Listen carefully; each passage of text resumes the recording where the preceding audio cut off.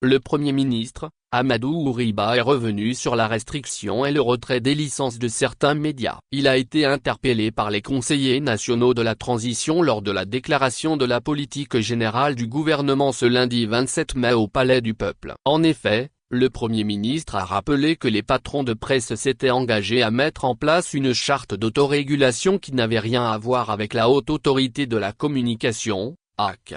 Ce n'est pas non plus le gouvernement qui a décidé cela. Ils se sont engagés à le faire, eux-mêmes. La situation était bloquée, j'ai été nommé le 27 février et le 6 avril je les ai invités à la primature. Pour que je sache réellement le problème. Ils ont exprimé leur desiderata, j'ai pris un engagement de faire le tour chez l'ensemble des institutions concernées, a-t-il dit.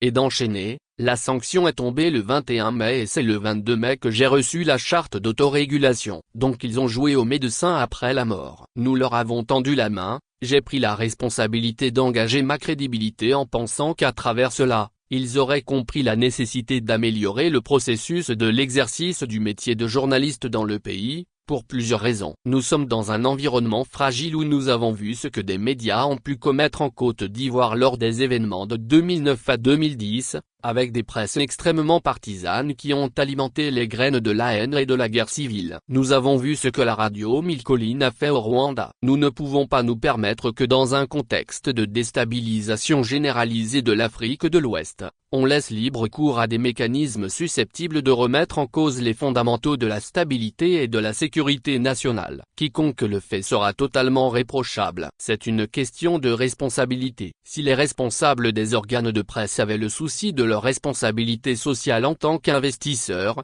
responsables d'entreprises qui emploient des gens, ils devraient en tenir compte. Je peux être mécontent mais derrière moi il y a des dizaines de pères de famille qui dépendent de l'entreprise. Donc ma responsabilité en tant que chef d'entreprise, c'est de sauvegarder ce patrimoine. Malheureusement, chacun ne s'intéresse qu'à son propre ego, ne se pose pas la question, mon action a-t-elle des conséquences sur la vie des milliers de gens? Mais si on peut se permettre de laisser n'importe qui, n'importe comment, remettre en cause les fondements sur lesquels la paix et la stabilité peuvent régner, en tout cas moi je ne le serai pas.